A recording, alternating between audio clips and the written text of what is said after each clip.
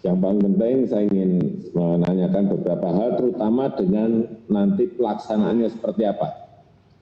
Dalam rangka kita memiliki sebuah kecepatan untuk mencegah, memutus rantai penyebaran dari COVID-19. Kemudian juga pentingnya kerjasama antara pusat dan daerah, sehingga komunikasi antara pusat dan daerah betul-betul harus selalu dilakukan, sehingga semuanya kita memiliki satu visi, memiliki satu garis yang sama dalam menyelesaikan COVID-19 ini. Yang kedua, yang berkaitan dengan pembebasan bersyarat napi, ini dihubungkan dengan COVID-19. Seperti di negara-negara yang lain, saya melihat misalnya di Iran membebaskan 95.000 napi, kemudian di Brasil 34.000 napi, di negara-negara yang lainnya juga melakukan yang sama. Kita juga minggu yang lalu saya sudah menyetujui ini juga agar ada juga pembebasan napi karena memang lapas kita yang over kapasitas, sehingga sangat berisiko untuk mempercepat penyebaran COVID-19 di lapas-lapas kita.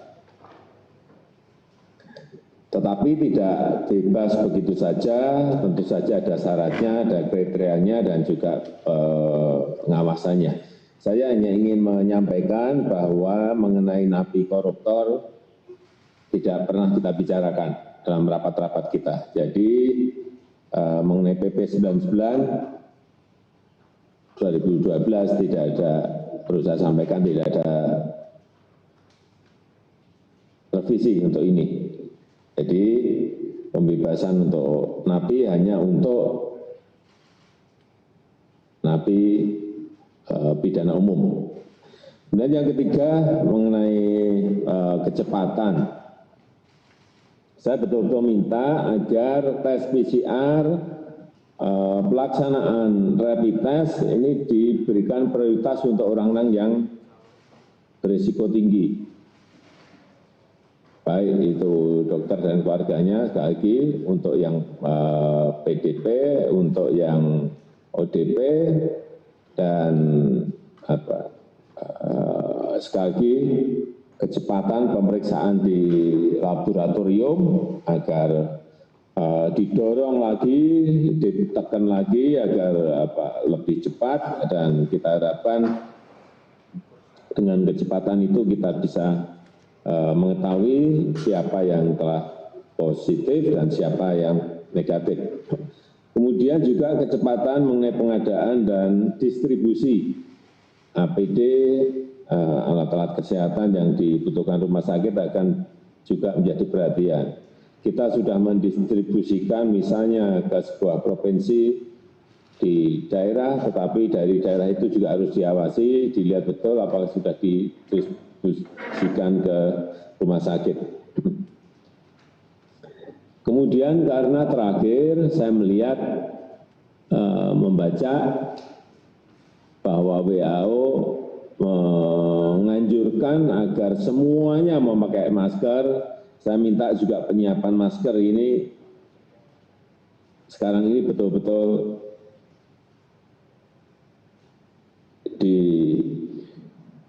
disiapkan dan diberikan kepada masyarakat, karena kita ingin setiap warga yang harus keluar rumah itu wajib memakai masker, karena di awal WHO menyampaikan dulu bahwa yang pakai masker itu hanya yang sakit, yang sehat enggak. Tapi sekarang enggak, semua yang keluar rumah harus pakai masker. Dan yang keempat, ini yang berkaitan dengan berita mengenai yang terjadi di negara-negara lain. Ini juga perlu disampaikan kepada publik, biar publik juga memiliki sebuah wawasan bahwa sekarang ini sudah 207 negara yang terdampak.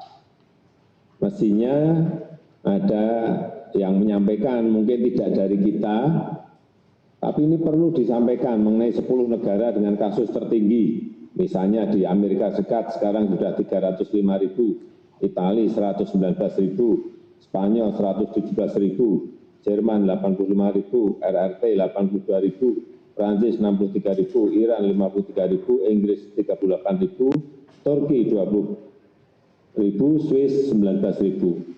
Biar kita semuanya memiliki gambaran bahwa penyakit ini tidak hanya di Indonesia, tapi di 207 negara.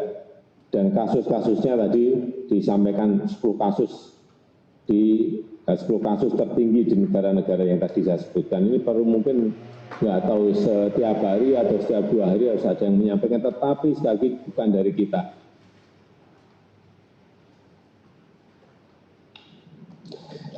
Kemudian yang keempat, saya minta diupdate berapa persen kabupaten, provinsi, dan kota yang telah melakukan kegiatan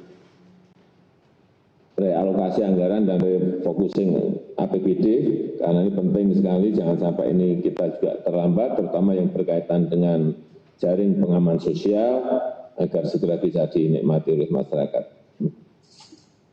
Saya rasa itu yang bisa saya sampaikan pada kesempatan yang baik ini, waktu saya kembalikan.